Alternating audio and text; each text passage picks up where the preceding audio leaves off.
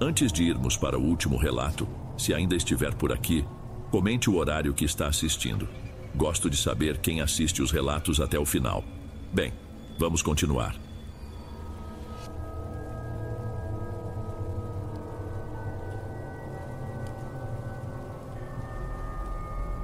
Ei pessoal, obrigado por ouvirem. Clique no sininho de notificações para ser alertado de todas as futuras narrações. Lanço vídeos novos todos os dias por aqui. Espero te ver nos próximos. Agora na tela vou deixar outros 2 bons vídeos que sei que irão gostar. Te vejo por lá.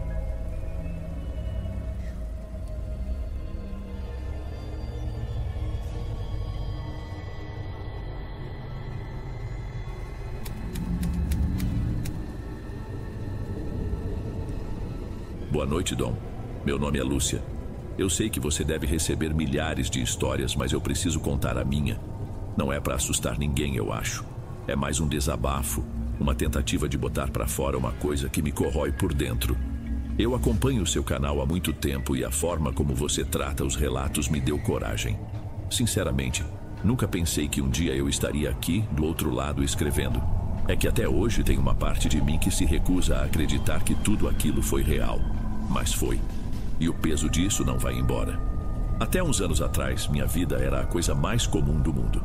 Eu e meu marido, o Rodolfo, a gente morava num sítio pequeno, um lugarzinho sossegado, no fim de uma estradinha de terra que ficava ruim toda vez que chovia forte. Era uma casa simples de alvenaria que o pai dele ajudou a gente a levantar quando casamos.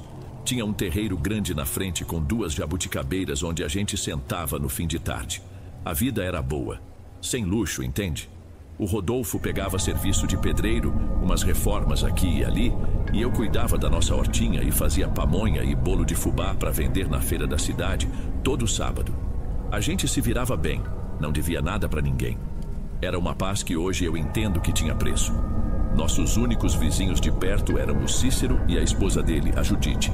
A casa deles ficava um pouco mais para baixo no caminho. Uns 200 metros talvez, dava para ver o telhado do nosso quintal. A gente se dava muito bem, ou eu achava que se dava. Eram o tipo de amigo que vira família. Quantas vezes o Rodolfo não pegou uma ferramenta emprestada com o Cícero, ou eu não pedi umas folhas de louro para Judite porque as minhas tinham acabado. Era essa a rotina. Tomar café na varanda deles, eles virem comer um frango com quiabo na nossa casa nos domingos. Uma amizade de anos, daquelas que a gente acha que nada abala. O Cícero sempre foi mais na dele. Calado, de pouca conversa, mas muito trabalhador. Disso ninguém podia reclamar. Eu nunca vi maldade nele, de verdade. O que eu percebia, às vezes, e que só hoje faz sentido, era o jeito que ele olhava. Não era um olhar de homem para uma mulher, nada disso. Era para as coisas. Ele tinha um olhar pesado, fundo, intenso, como se estivesse medindo o peso de tudo, o valor. Eu via ele parado, no meio do cafezal dele, só olhando para o nada por minutos a fio. Uma vez o Rodolfo até brincou que o Cícero conversava com os pés de café. Na época, eu ri. Achava que era só o jeito dele, coisa de gente da roça, que vive mais para dentro do que para fora. Hoje eu sei que não era com os pés de café que ele falava. Era o começo de tudo e eu, na minha inocência, não via nada. A primeira vez que a paz acabou de verdade foi numa noite de junho, uns 2 anos atrás.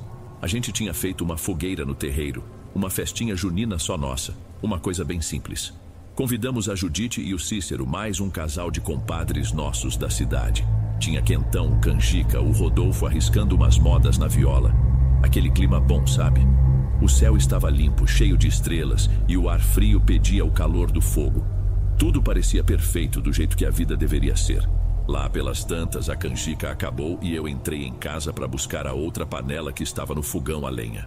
A porta da sala ficou aberta e eu ouvia o som das conversas e da risada do pessoal lá fora, tudo meio abafado pela distância e pelas paredes. Quando eu me virei com a panela quente entre 2 panos de prato, o Cícero estava parado no batente da cozinha. Ele tinha entrado sem eu escutar um único passo. Estava sozinho. Lúcia, ele chamou, e a voz dele saiu baixa, quase um sussurro, mas atravessou o barulho da festa. Preciso te falar uma coisa. Eu senti um negócio esquisito, mas tentei não demonstrar. Forcei um sorriso. Falar o quê, Cícero? Aconteceu alguma coisa? A Judite tá te procurando? Perguntei, tentando manter a voz leve, normal. Ele ignorou minhas perguntas, deu 2 passos para dentro e o cheiro de fumaça e de álcool que vinha da roupa dele pareceu tomar conta do ar. Ele parou perto demais. O tipo de perto que faz a gente prender a respiração e querer dar um passo para trás, mas as pernas não obedecem. Não é sobre a Judite, ele disse, e me olhou de um jeito que eu nunca tinha visto em todos aqueles anos. Não era desejo, não era raiva. Era um olhar de dono. Era o mesmo jeito que ele olhava para um pedaço de terra que queria comprar. Eu penso em você, demais até sonho. O mundo pareceu parar por um instante. As palavras dele não batiam com a figura do vizinho quieto, o marido da minha amiga. Parecia que outra pessoa estava usando a boca dele para falar. Uma pessoa que eu não conhecia e não queria conhecer. Cícero, por favor, não fala uma coisa dessas. Foi a única coisa que eu consegui dizer. E minha voz mal saiu. Sua mulher tá logo ali. Meu marido tá lá fora. Nós somos amigos, pelo amor de Deus. Ele só ficou me encarando por uns segundos que não acabavam mais. O rosto sem uma única expressão. Não parecia ter ouvido ou não se importava com o que eu disse. Era como falar com uma parede de pedra. Depois de um tempo, ele só balançou a cabeça de leve, deu meia volta e saiu da cozinha. Um segundo depois, eu ouvi a voz dele lá fora, normal, rindo de uma piada que o Rodolfo contou. Fiquei ali parada no meio da cozinha com a panela esfriando nas minhas mãos, tentando entender o que tinha acontecido. Meu coração disparou, todo errado. A primeira coisa que pensei foi ir lá fora e arrastar o Rodolfo para um canto, contar tudo. Mas aí eu imaginei a cena. O Rodolfo, com o sangue quente que tem, ia tirar satisfação na mesma hora. Ia virar uma briga feia, talvez até coisa pior. Ia acabar a amizade, o sossego da vizinhança. Pensei que talvez ele tivesse bebido demais, que o quentão subiu para a cabeça e ele falou sem pensar. Decidi que o melhor era deixar para lá, esquecer o que ouvi. Foi o meu primeiro, e talvez o pior, de todos os meus erros. Passei os dias seguintes me forçando a não pensar no assunto. Toda vez que eu via o Cícero de longe, capinando a horta dele ou consertando a cerca, eu sentia um arrepio ruim e desviava o olhar. Me ocupava com alguma coisa dentro de casa. Ele e a Judite vieram tomar café com a gente no domingo seguinte, como se absolutamente nada tivesse acontecido. Ele mal falou comigo, agiu como o Cícero de sempre, quieto e respeitoso. Por um lado, foi um alívio. Por outro, fez a coisa toda parecer ainda mais bizarra, como um segredo sujo que só eu carregava. Foi na terça-feira que eu dei falta de uma coisa. Era uma presilha de cabelo, uma piranha de plástico, daquelas bem comuns, mas que tinha um valor enorme para mim. Tinha sido um presente da minha mãe, a última coisa que ela me deu em mãos antes de falecer. Eu usava aquela presilha todo santo dia, para prender o cabelo enquanto cozinhava ou ia cuidar das galinhas. Era um gesto automático. Procurei pela casa toda, revirei as gavetas, olhei no banheiro, nos bolsos do avental. Nada. A última vez que eu lembrava de ter usado era no dia da festa. Pensei que devia ter caído em algum lugar no terreiro. Não dei a devida importância no começo. Mas naquela mesma noite os sonhos começaram. E não eram pesadelos normais, com monstros ou quedas. Eram piores, porque eram silenciosos. No primeiro, eu sentia que não estava sozinha no quarto. Eu abria os olhos na escuridão e via a silhueta do Cícero parado aos pés da nossa cama. Ele não se movia, não falava nada, só ficava ali, me olhando. O rosto dele era uma mancha escura, mas eu sabia, com toda a certeza do mundo, que era ele. Eu tentava gritar, tentava cutucar o Rodolfo que dormia pesado do meu lado, mas a voz não saía, meu corpo não se mexia. Eu acordava de repente, com o coração quase saindo pela boca, o corpo todo travado e encharcado de suor. Isso se repetiu por 3 noites seguidas. O sonho era sempre o mesmo, mas a cada noite, um detalhe ficava mais nítido, mais horrível. Na segunda noite, no sonho, a boca dele estava aberta, como se um grito mudo estivesse preso na garganta. Na terceira, os olhos dele eram 2 coisas brancas, leitosas, sem vida. Eu acordava cada vez mais exausta, como se tivesse passado a noite em claro, com uma dor surda nos músculos. Ao mesmo tempo, o Aruá, nosso cachorro, ficou irreconhecível. Ele era um vira-lata que a gente tinha desde filhote, um grude, dormia sempre num tapete velho na porta da cozinha. De uma hora para outra, ele se recusou a entrar em casa. Empacava na soleira da porta e choramingava, não tinha reza que fizesse ele entrar. Se a gente o forçava, ele corria para fora na primeira chance. E começou a latir. Latia para um canto específico da cozinha, perto do armário onde eu guardava os sacos de fubá. Latia com o pelo da nuca todo arrepiado, um latido desesperado, de quem vê uma ameaça real. A gente olhava, acendia a luz e não tinha nada, absolutamente nada. Durante o dia, a paranoia começou a me pegar. Quando eu ia estender roupa no varal, nos fundos, sentia aquele arrepio na nuca, a certeza de que tinha alguém me olhando do meio do mato que cercava o sítio. Eu me virava depressa, mas só via o balançar das árvores e ouvia o canto das cigarras. A sensação, no entanto, não passava. Era como se os olhos do Cícero, aqueles olhos pesados da cozinha, tivessem ficado grudados em mim, me seguindo por toda parte. A essa altura eu já não tinha mais dúvida. Não era bebida, não era coisa da minha cabeça. Eu sabia que algo estava terrivelmente errado. As coisas começaram a mudar dentro de casa e não foi de repente.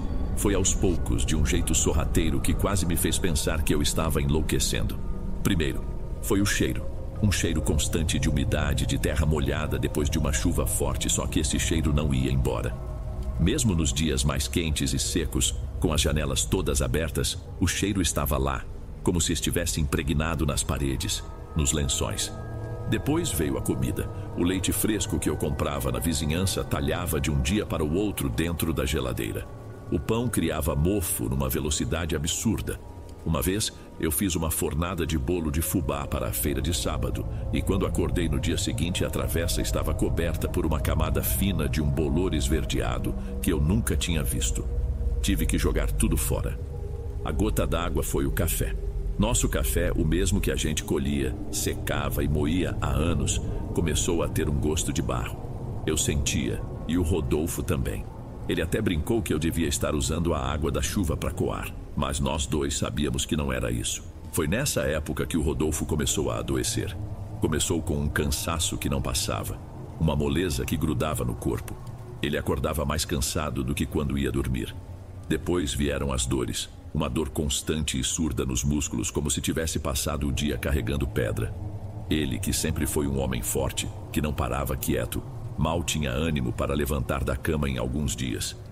Ele perdeu o apetite. A minha comida, que ele sempre elogiava, agora ele mal mexia no prato. Não sei, Lúcia, tá com um gosto estranho. Ele dizia empurrando o arroz com o garfo. Parece que tem areia no feijão. Aquilo me revirou o estômago. Ele estava sentindo o mesmo gosto de terra que eu. Semanas se passaram assim, até que o levei no posto de saúde da cidade. O médico fez um monte de perguntas.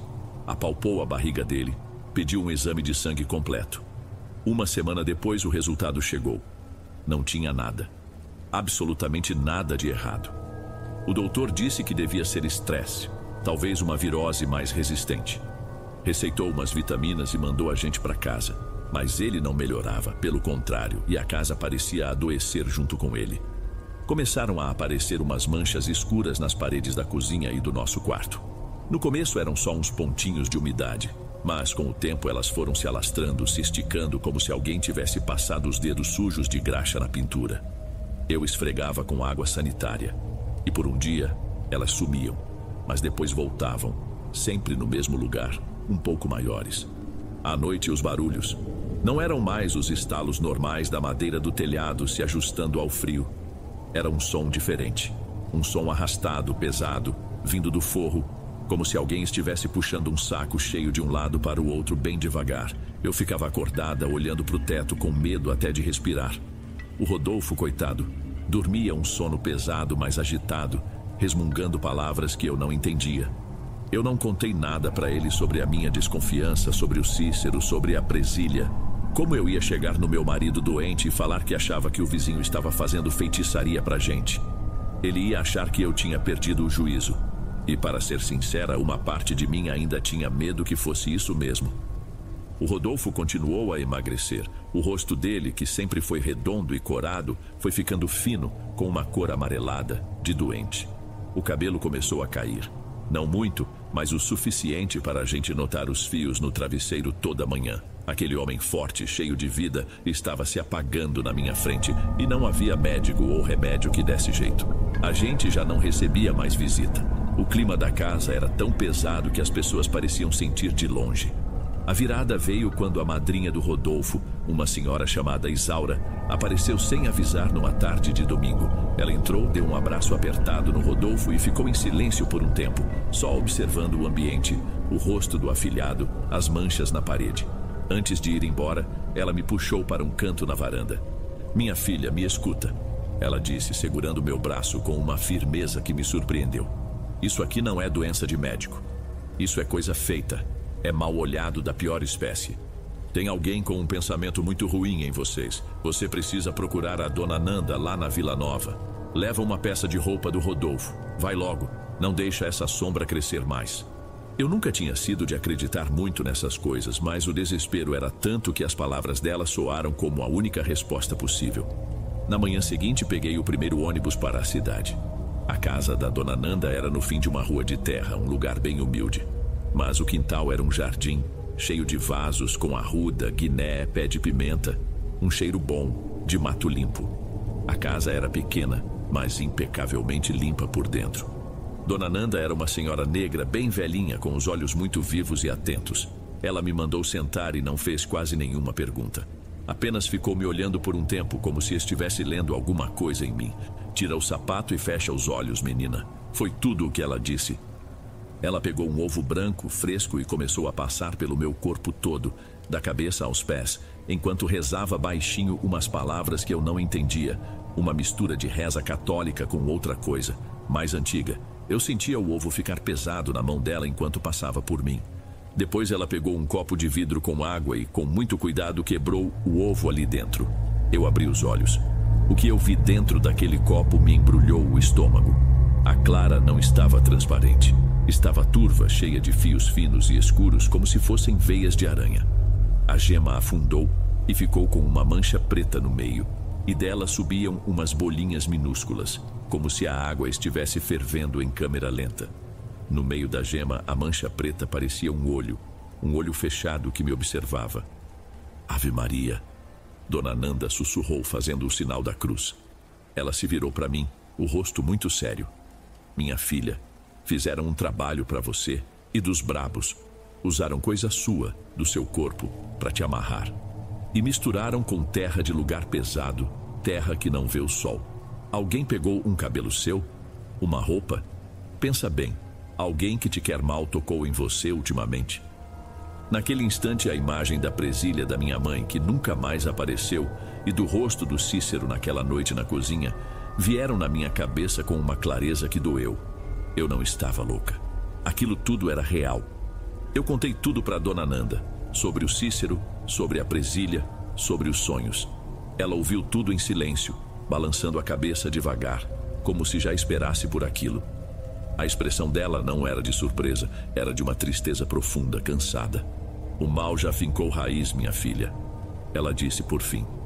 "O que esse homem fez foi só abrir a porteira.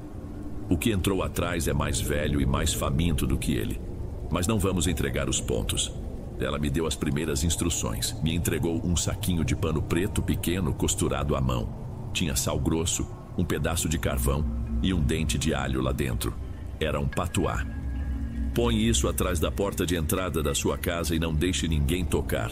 Hoje, quando o sol estiver se pondo, você vai queimar casca de alho e um galho de arruda em todos os cômodos. Comece pelo último quarto e termine na porta da rua. Enquanto a fumaça sobe, reze o que você souber.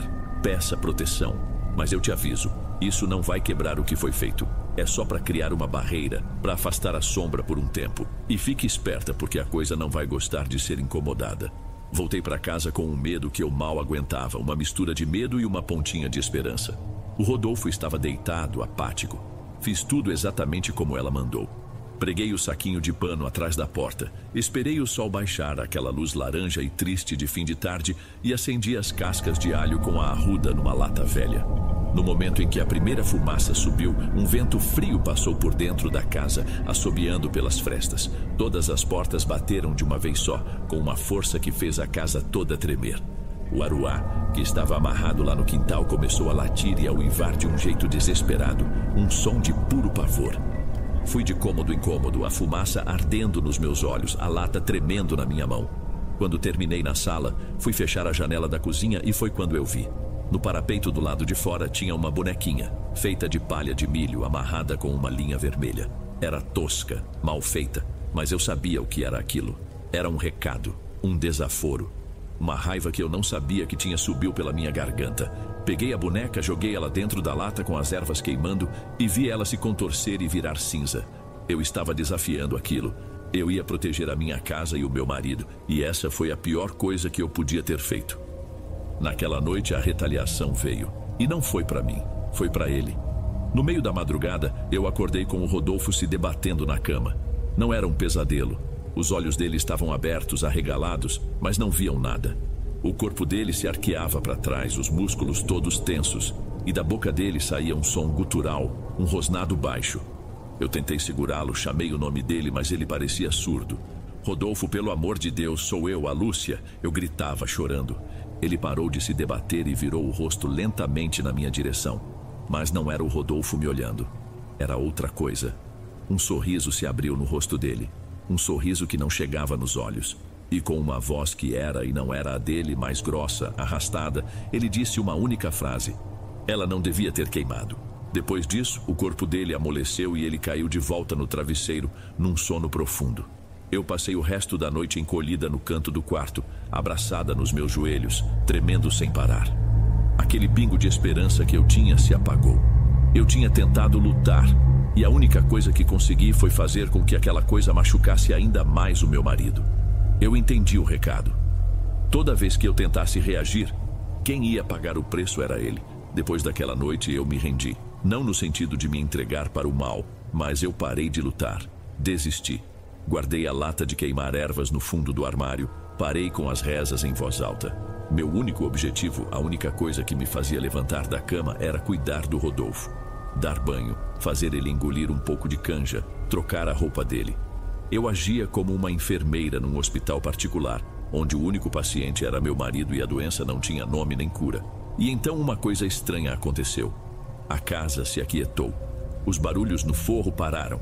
As manchas na parede pararam de crescer, ficaram estagnadas como cicatrizes. O Rodolfo não teve mais nenhum ataque. Ele continuava do mesmo jeito, fraco, aéreo, com o olhar perdido na maior parte do tempo.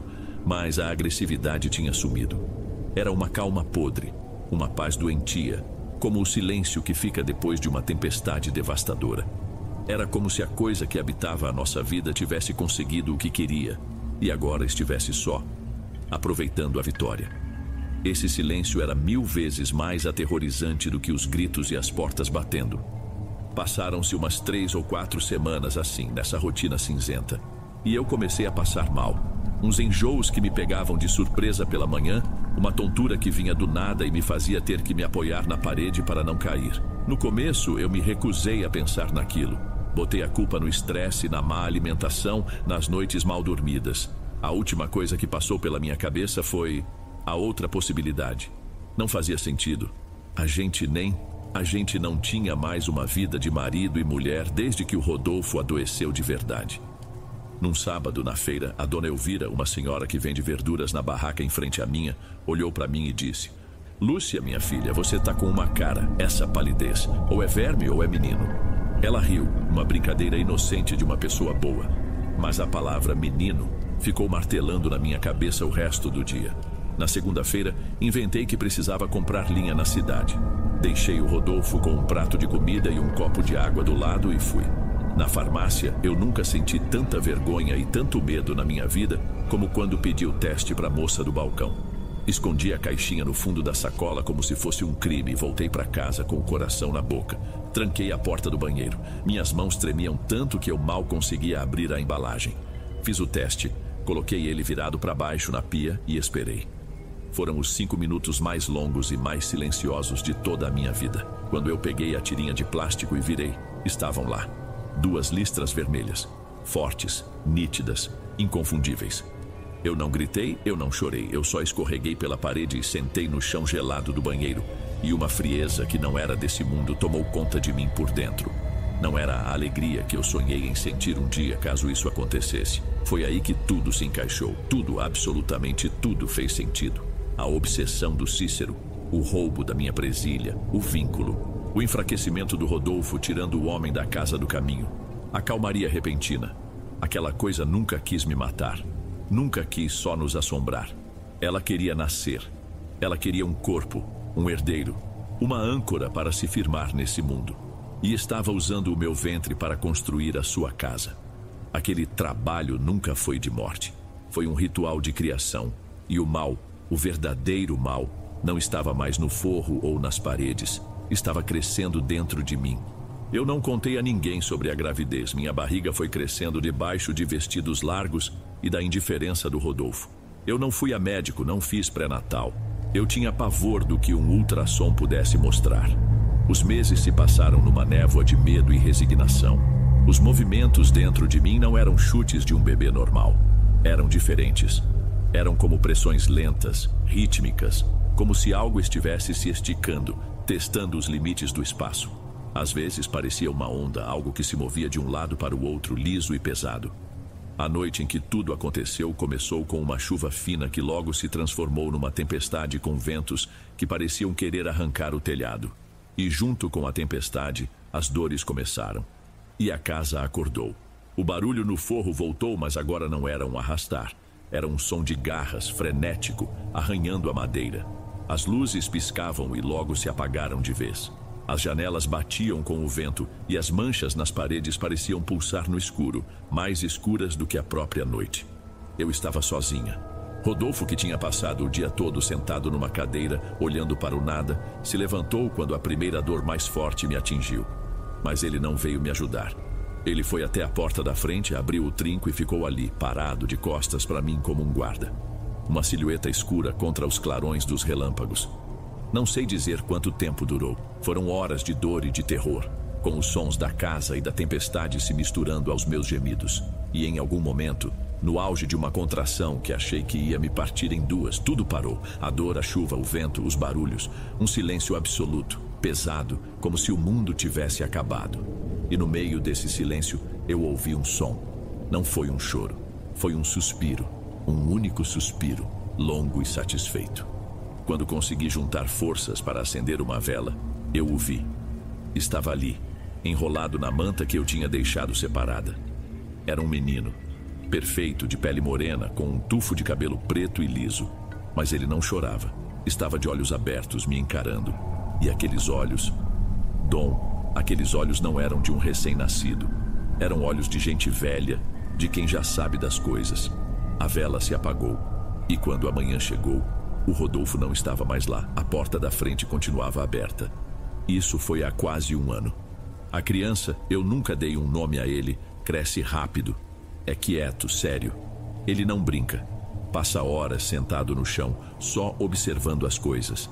Às vezes eu o pego falando sozinho, mas não são palavras de bebê. É um murmúrio baixo, gutural, numa língua que não é nossa.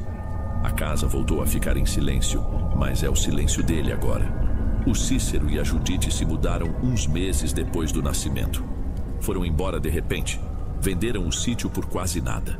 Nunca mais ouvi falar deles. Às vezes me pergunto se fugiram com medo do que ajudaram a criar ou se foram simplesmente dispensados, como uma ferramenta que já não tem mais uso. Às vezes, umas pessoas estranhas aparecem na porteira. Gente que eu nunca vi na vida. Eles não me chamam, não tentam entrar. Ficam parados por uns minutos olhando para casa e depois vão embora. Ocasionalmente, eles deixam coisas no pé da cerca. Um cacho de bananas nanicas perfeitamente maduras, um passarinho morto com as asas abertas, uma pedra lisa com um furo no meio. Oferendas. Eu tentei ir embora uma vez. Juntei nossas poucas coisas numa bolsa enquanto ele dormia. Mas quando fui pegar ele no berço, ele não estava lá. O berço estava vazio. Eu entrei em pânico, procurei pela casa toda. Só quando eu desfiz a bolsa e coloquei as roupas de volta na gaveta foi que eu o ouvi resmungar no berço de novo. Ele tinha voltado. A casa não me deixa sair. Ele não me deixa sair. E o Rodolfo, eu o vejo. De vez em quando olho pela janela da cozinha, eu vejo uma figura parada lá longe, no meio do cafezal, onde a terra começa a subir o morro. É ele. Eu sei que é ele. Ele só fica ali imóvel, um espantalho humano vigiando a própria casa, o próprio filho, a própria desgraça. Ele é quem cuida de tudo agora. E eu sou a jaula. Eu não tive um filho, Dom. O que nasceu de mim foi a minha prisão.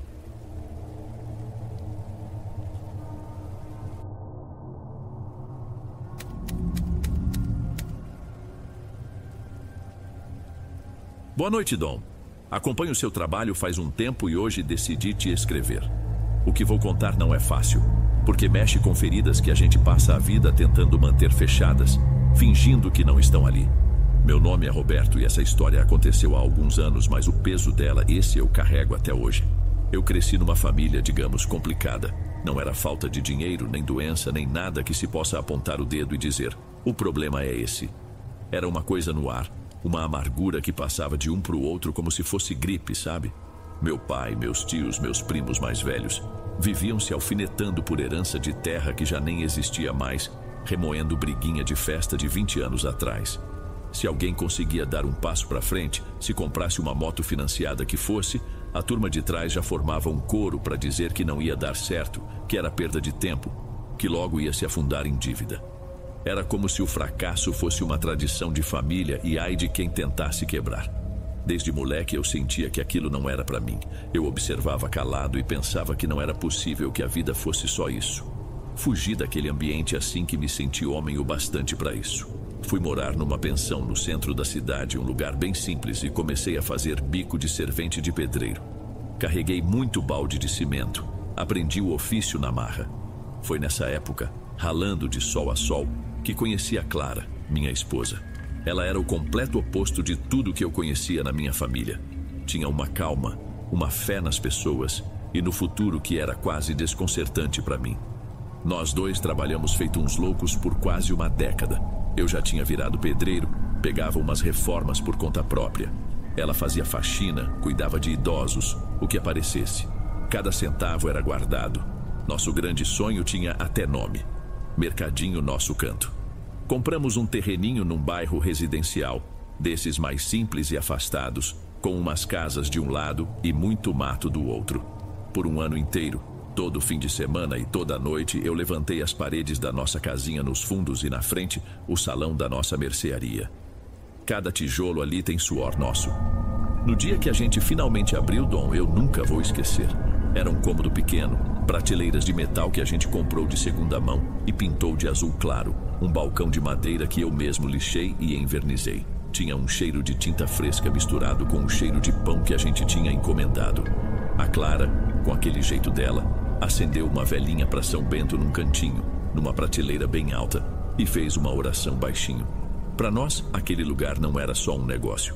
Era a prova de que a gente podia, sim, quebrar a tal tradição.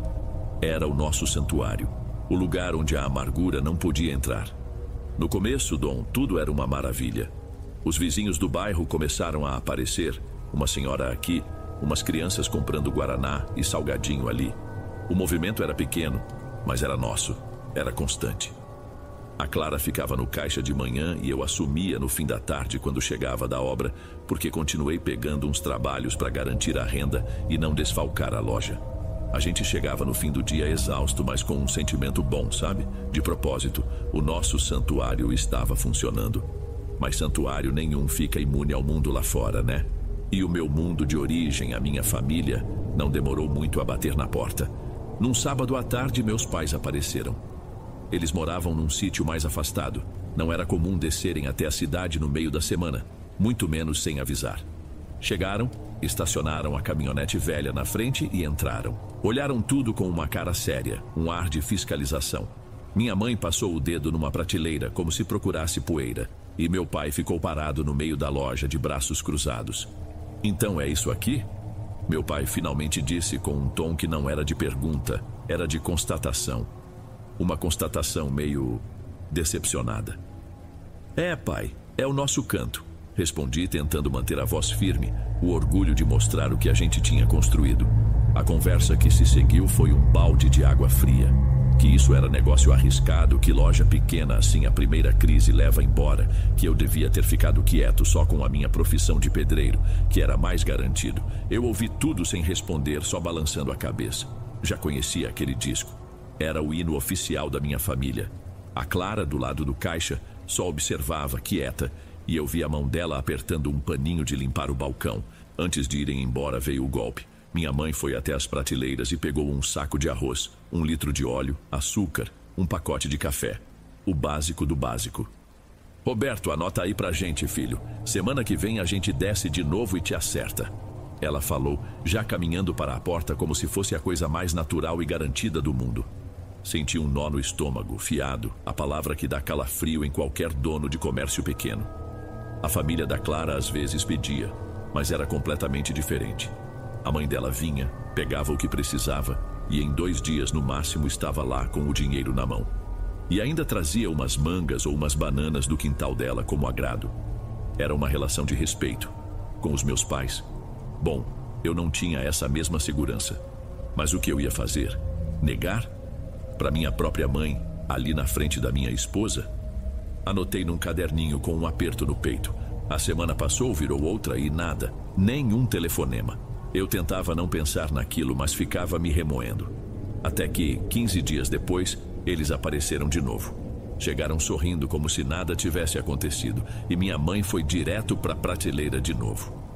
Filho, pega para mim mais um pacote de fubá e umas latas de sardinha. Eu respirei fundo, tive que falar, não tinha jeito. Tentei soar o mais calmo que eu consegui. Mãe, a compra da outra vez ainda está aberta aqui no caderno. O rosto dela mudou na mesma hora. Aquele sorriso sumiu. Deu lugar a uma expressão ofendida, quase indignada. Você está desconfiando da sua própria mãe, Roberto? É isso? Põe tudo junto na conta. Quando a gente vier de novo, a gente paga tudo. O tom era seco, cortante. Me colocou no meu lugar de filho ingrato. Eu não tive coragem de insistir. Vendi de novo. Eles foram embora e deixaram para trás não só uma dívida maior, mas aquela sensação podre no ar. A sensação de que eles tinham conseguido. Tinham achado uma fresta no muro do meu santuário. E eu sabia, Dom. Eu sabia muito bem que aquele era só o começo. A notícia ou a fofoca correu rápido na família. Se os pais do Roberto podiam comprar fiado, por que não o resto? Primeiro foi um tio, depois um primo de 2º grau que eu nem via desde criança. Chegavam na loja simpáticos, batiam nas minhas costas, elogiavam o lugar, compravam um refrigerante, pagavam. Depois, na saída, Roberto, me vê um maço de cigarro, anota aí que amanhã eu passo e pago. E claro, nunca mais voltavam. Era um teste, uma provocação constante. Aquilo foi me consumindo por dentro. Não era nem tanto pelo dinheiro perdido, era pela afronta, pela falta de respeito com o nosso esforço. Mas a gota d'água, o dia em que tudo azedou de vez, foi numa tarde de sexta-feira. Eu estava no caixa e meu filho, o Theo, com seus 5 anos na época, brincava no chão atrás do balcão com uns carrinhos. A porta abriu e entrou um primo meu. Eu senti o cheiro de cachaça de longe. Ele vinha cambaleando com aquele sorriso de quem já bebeu todas e acha que é o dono do mundo. Foi direto na geladeira de cervejas, pegou umas 4 garrafas e botou no balcão com força. O barulho do vidro batendo na madeira fez o Theo se encolher. E aí, primão, bota na conta aí que o fim de semana promete, ele disse com a voz embolada. Não, eu respondi o mais firme que pude, sem levantar o tom. Acabou o fiado. Aqui não se vende mais fiado pra ninguém. Ele parou e me encarou. Primeiro deu uma risadinha como se fosse piada. Quando viu que meu rosto continuava sério, a cara dele fechou. Qual é? Agora virou ricaço. Acha que é melhor que a família porque tem essa lojinha de merda? Vai embora, eu disse baixo, apontando com a cabeça para o meu filho. O Theo tá aqui. Não quero confusão na frente dele. Isso pareceu que jogou mais álcool no fogo dele. Ele bateu a mão no balcão com força. Theo, você se preocupa com ele, mas não se preocupa com a sua família? Com o que meu pai já emprestou pro seu? E você me nega uma cerveja? Ele começou a gritar, a xingar, deu um tapa num expositor de salgadinhos que virou e espalhou tudo no chão. O barulho fez meu filho começar a chorar, um choro alto de puro susto. Naquele momento, Dom, alguma coisa dentro de mim estourou. Eu saí de trás do balcão, agarrei ele pelo braço com uma força que eu nem sabia que tinha e o arrastei para fora da loja. Some daqui, não pisa mais os pés no meu negócio, na minha casa, some! Ele ainda ficou gritando umas coisas da rua, me xingando de tudo quanto é nome, mas eu bati a porta de metal na cara dele. Fiquei ali, de costas para a porta, tremendo de raiva, enquanto a Clara pegava nosso filho no colo para acalmar. Naquela noite a comida não desceu. Eu sabia que tinha cruzado uma linha. E como eu esperava, em menos de 2 dias eu era o monstro da família. A versão que chegou nos ouvidos de todo mundo era que eu, o novo rico arrogante, tinha humilhado e agredido um primo coitado só porque ele me pediu ajuda. Ninguém falou que ele estava bêbado, que assustou meu filho. Essa parte da história simplesmente sumiu. A confirmação veio quando meus pais apareceram na loja uns dias depois. Não vieram para ouvir meu lado, vieram para me sentenciar. O que deu em você, Roberto? Minha mãe começou com a voz cheia de decepção. Agredir um parente? Onde já se viu isso? A gente não te criou para ser assim. Foi aí que eu explodi. Me criaram como? Para abaixar a cabeça para tudo, para ver parente bêbado assustando meu filho e ficar quieto? Antes de virem falar dele, por que não pagam o que vocês me devem? Não se mistura as coisas. Família é família, meu pai retrucou, levantando a voz pela primeira vez. Não! Eu gritei, batendo a mão no meu próprio balcão. Aqui, nesse lugar, é tudo a mesma coisa. É o meu trabalho, é o meu dinheiro, é a minha família, a minha. Aqui eu construí com a Clara. E eu não vou deixar a amargura de vocês entrar aqui e estragar tudo. Eu disse tudo que estava engasgado há anos, que saí de casa para não ser como eles, que eu nunca recebi ajuda de ninguém e não devia satisfação. Falei que a partir daquele dia, a regra era simples. Só entrava no meu mercadinho quem viesse como cliente. Parente, amigo, quem fosse. Se não fosse para respeitar, era para ficar longe. Eles me olharam como se eu fosse um completo estranho, um traidor. Saíram sem dizer mais uma palavra. Quando a porta de aço desceu, fazendo aquele barulho de fim, um silêncio pesado ficou na loja. Eu tinha finalmente dito tudo, eu tinha erguido um muro definitivo. Mas não senti alívio, senti um vazio enorme. Eu tinha rompido com meu próprio sangue. Depois daquela briga, um silêncio esquisito se instalou. Nenhum parente meu sequer passou na rua da loja. Por um lado, foi um alívio. Acabou a tensão. A gente podia trabalhar em paz. Mas por outro lado, Dom, aquilo pesava.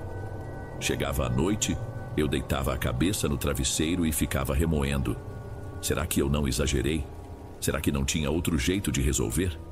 A Clara me dizia, com toda a paciência do mundo, que eu fiz o que tinha que ser feito para proteger nossa casa, mas a dúvida me corroía.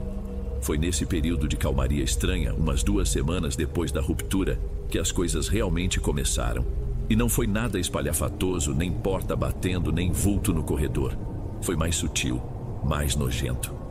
Começou com a ferrugem. Eu tinha recebido uma caixa de latas de milho e ervilha de um fornecedor novo. Produto de primeira, com validade longa. No dia seguinte, quando fui arrumar na prateleira, notei que várias latas, lacradas, estavam com umas manchas feias, alaranjadas, como se tivessem ficado anos tomando chuva. Achei muito estranho. Separei as latas manchadas e pensei, lote ruim, acontece. Liguei para o fornecedor, reclamei, e ele, muito correto, trocou tudo sem fazer uma pergunta. Mas aí o problema voltou, com latas de sardinha de outra marca. Depois com o fundo da panela de pressão novinha que a Clara tinha comprado para casa. E o que me deixou de cabelo em pé foi quando eu vi a ferrugem nas próprias prateleiras de metal do mercadinho. Eu tinha pintado todas elas de azul celeste, lembra? A tinta estava impecável. Numa manhã de terça-feira, cheguei para abrir a loja e uma das prateleiras de baixo parecia ter envelhecido uns 30 anos durante a noite. A tinta estava estufada, descascando, e por baixo o metal estava coberto daquele pó vermelho escuro, quase preto. Passei o dedo e o pó sujou minha pele, com uma textura fina, oleosa, como um veludo podre. Junto com a ferrugem veio um cheiro. Era um cheiro que aparecia principalmente de manhã, assim que a gente levantava a porta de aço.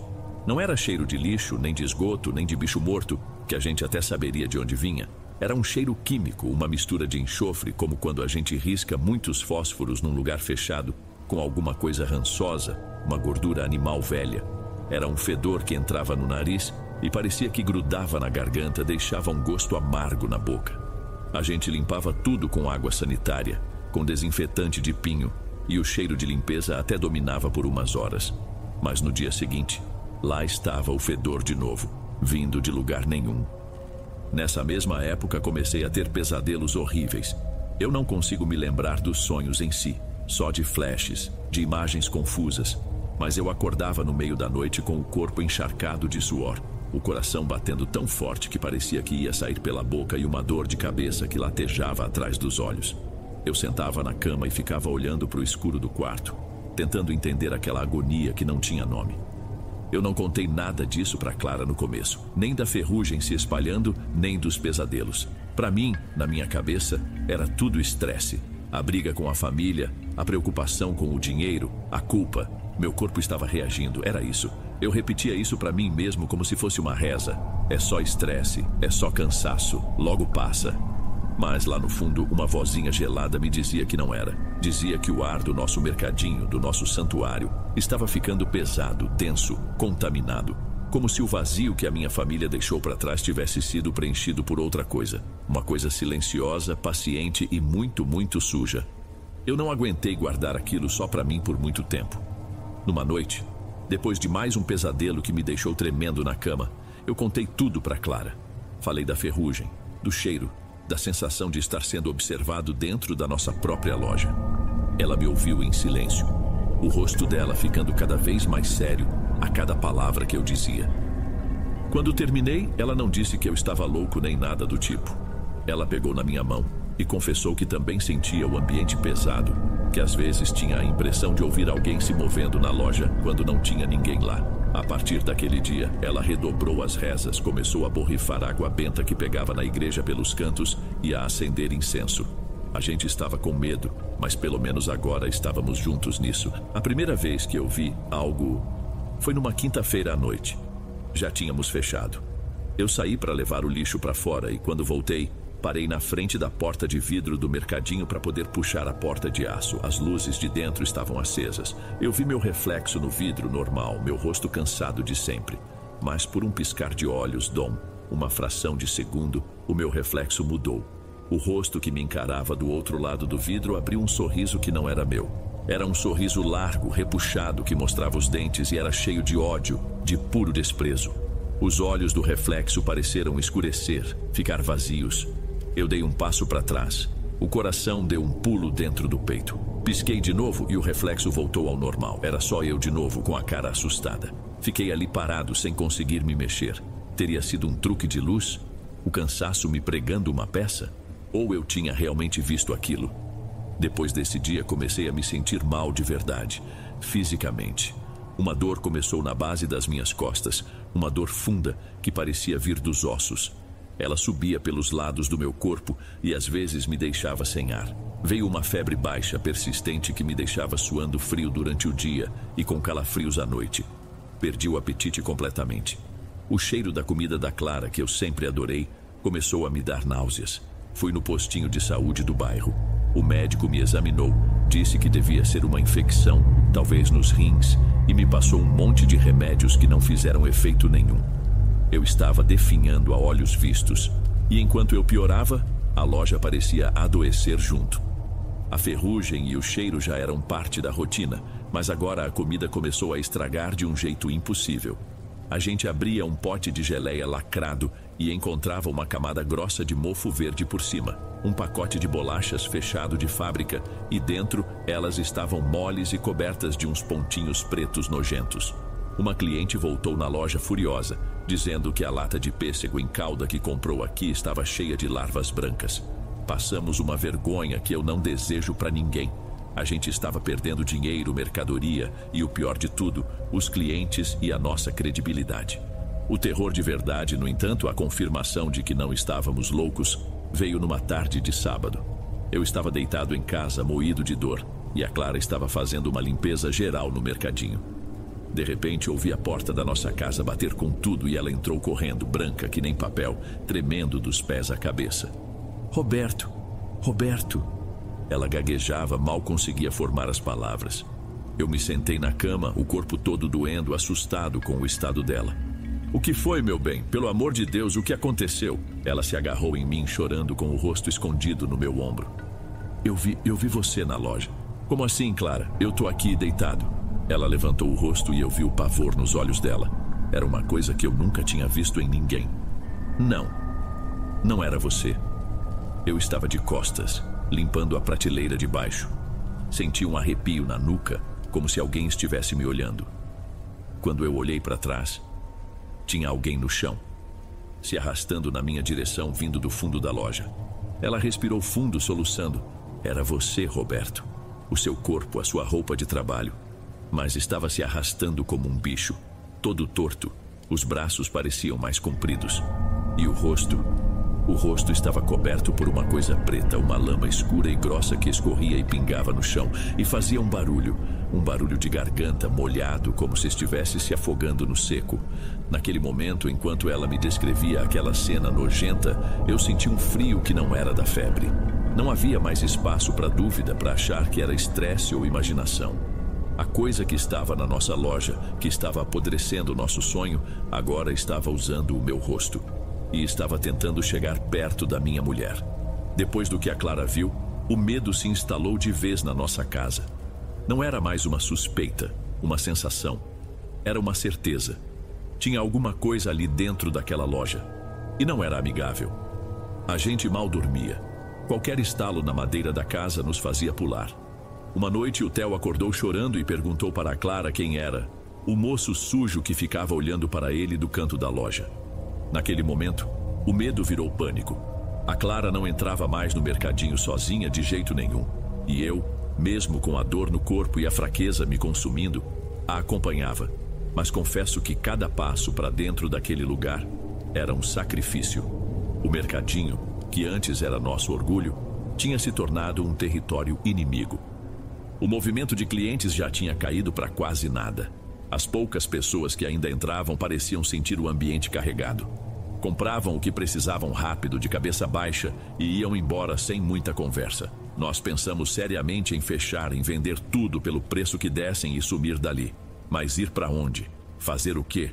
Tudo que a gente tinha, cada centavo economizado em 10 anos de trabalho duro, estava investido naquelas paredes, naquelas prateleiras. Estávamos presos no nosso próprio pesadelo. A gente achava que as coisas não podiam piorar. A gente estava muito enganado. Numa manhã de segunda-feira, acordamos depois de uma noite péssima. A Clara disse que teve um pesadelo horrível, com barulho de vidro quebrando, um som que não parava. Eu tentei dizer que era só um sonho ruim, mas ela estava inquieta. Fomos abrir a loja como sempre, um ritual que agora era cheio de pavor. Eu destranquei o cadeado grande da porta de aço e levantei a folha de metal com o corpo todo doendo. E nós dois paramos, congelados na soleira da porta. A loja estava destruída. Dom, não existe outra palavra. Destruída. Parecia que um furacão tinha passado ali dentro, mas só ali dentro. Prateleiras de metal pesadas que eu mesmo tinha parafusado na parede estavam viradas de cabeça para baixo. Garrafas de vidro de óleo, de vinagre, de suco estavam estilhaçadas por toda parte. As paredes estavam manchadas e o chão era um tapete de cacos de vidro, de comida espalhada e líquidos pegajosos. Tinha um saco de farinha de trigo de 25 quilos rasgado e o pó branco estava espalhado por tudo, como uma neve suja. Em cima da farinha, alguém ou alguma coisa tinha derramado garrafas de óleo de soja, formando uma pasta nojenta e escorregadia. Pacotes de macarrão tinham sido abertos e jogados para todo lado. O cheiro era uma mistura azeda de vinagre, com o doce do suco e o rançoso do óleo. Meu primeiro instinto, por mais absurdo que pareça, foi achar que tinham nos roubado. Corri, tropeçando nas coisas, até o balcão do caixa. A gaveta de dinheiro estava lá, intacta. Nem R$1 tinha sumido. Verifiquei as janelas, a portinha dos fundos que dava para nossa casa. Tudo trancado por dentro, sem nenhum sinal de arrombamento. A única entrada era a porta de aço da frente, e o cadeado dela estava no meu bolso. A destruição tinha vindo de dentro. A Clara botou as mãos na boca, os olhos cheios de lágrimas, soltando um som baixo de puro desespero. Eu fiquei ali, parado no meio daquele caos, daquela imundície, olhando para o nosso sonho, nosso trabalho, nosso suor, tudo ali esmagado, violado no chão. E foi aí que eu desabei. Eu não gritei, não xinguei. Eu só comecei a chorar. Me agachei no meio da bagunça e chorei como uma criança. Um choro silencioso, de pura impotência. Chorava de raiva, de cansaço, de não entender o porquê daquilo. O que a gente fez para merecer tanto ódio? A gente só queria trabalhar em paz. Por que alguém, ou alguma coisa, nos odiava tanto a ponto de fazer aquilo? Eu senti a mão da Clara no meu ombro. Ela tinha parado de chorar. O rosto dela, quando eu olhei para cima, Tinha uma expressão dura, determinada, uma que eu nunca tinha visto. O susto dela tinha virado raiva também. Ela se agachou na minha frente no meio da sujeira e me fez olhar para ela. Roberto, levanta, chega de chorar. Isso aqui não foi gente que fez, não foi seu primo, não foi ladrão. Isso foi outra coisa. E para brigar com essa coisa, reza e água benta não estão sendo o bastante. A gente vai ter que procurar outro tipo de ajuda. Agora, a mãe da Clara, minha sogra, sempre foi uma mulher muito sensata e de muita fé. Quando a Clara ligou para ela chorando e contou por alto o que tinha acontecido, ela não duvidou nem por um segundo. Veio para nossa casa no mesmo dia. Olhou o estado da loja, olhou para minha cara, pálido e uns 10 quilos mais magro, e sentenciou com a voz firme: minha filha, tem maldade feita aqui, e não é maldade de gente comum. Foi ela quem nos deu um caminho.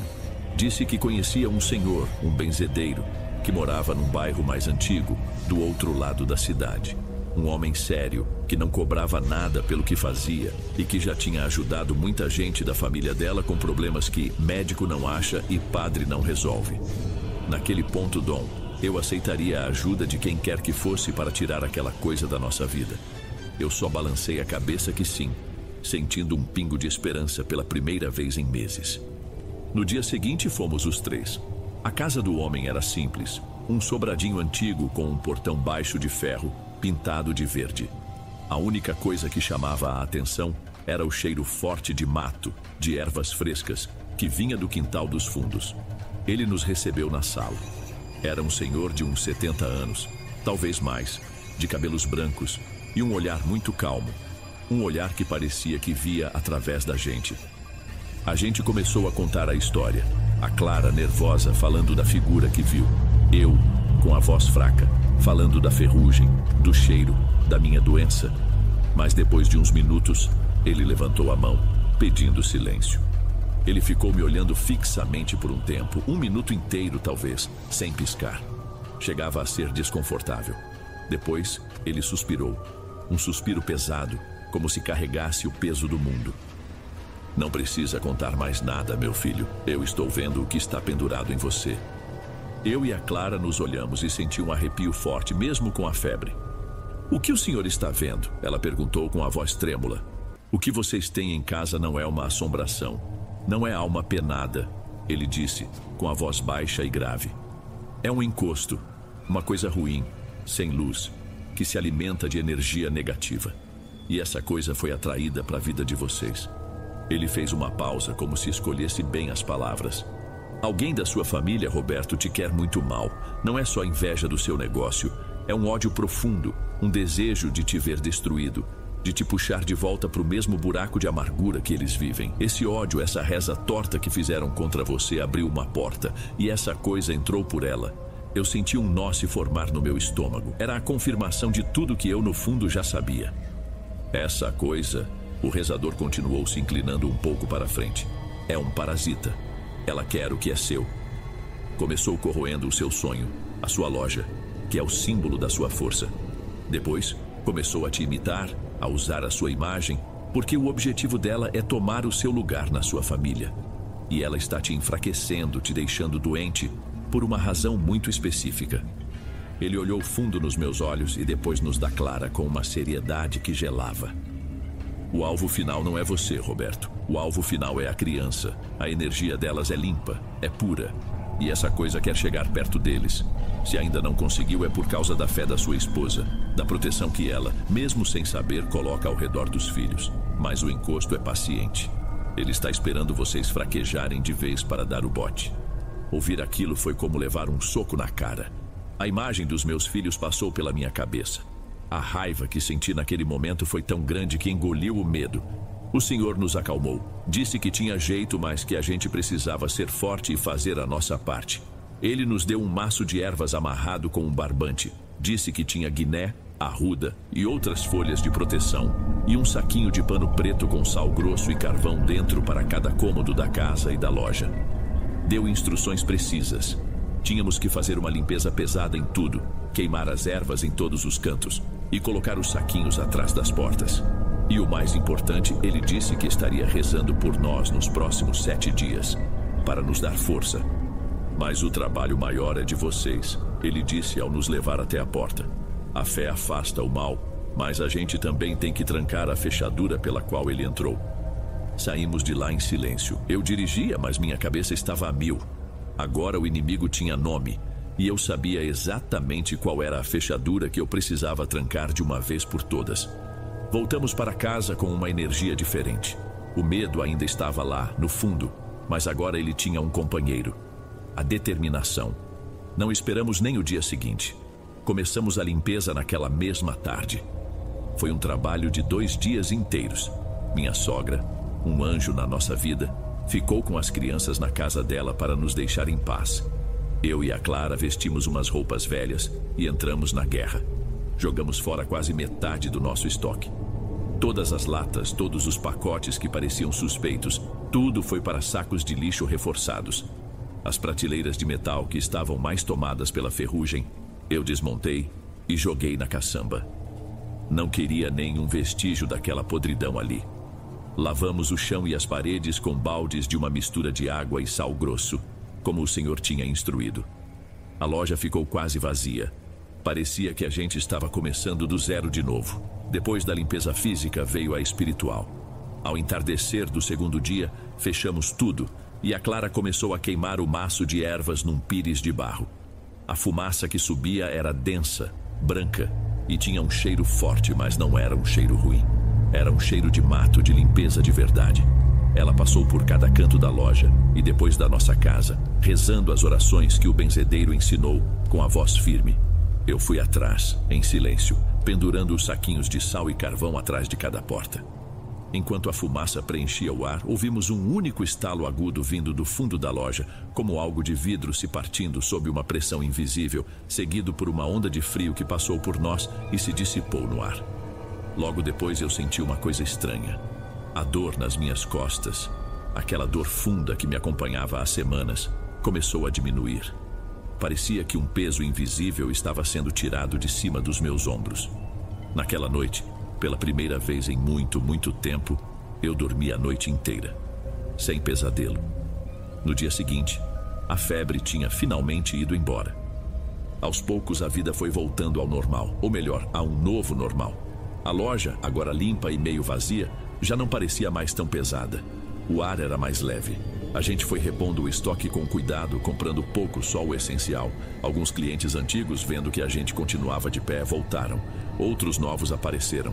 Foi um recomeço lento, difícil, mas era nosso de verdade. E eu fiz o que precisava ser feito. Eu tranquei a fechadura. Parei de atender ligações.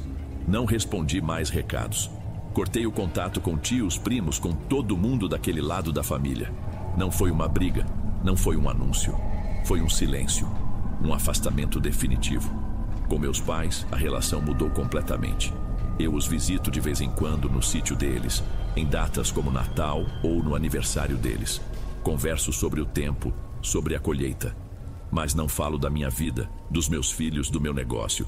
E eles não entram mais na minha casa. A porta do meu santuário, para eles, se fechou para sempre. Eles nunca perguntaram o porquê. Acho que no fundo eles sabem. Dom, eu não sei dizer exatamente quem da minha família me desejou tanto mal. Se foram meus pais, meu primo, uma tia, ou todos eles juntos. E para ser sincero, eu escolhi não querer saber. Não ia fazer diferença. O que importa é que o ódio deles, a inveja, era forte o bastante para abrir uma porta e quase destruir a gente. Hoje vivemos em paz, uma paz que custou muito caro. Às vezes na rua cruzo com algum parente. Eles viram a cara ou me olham com uma raiva fria. Eu só abaixo a cabeça e sigo em frente.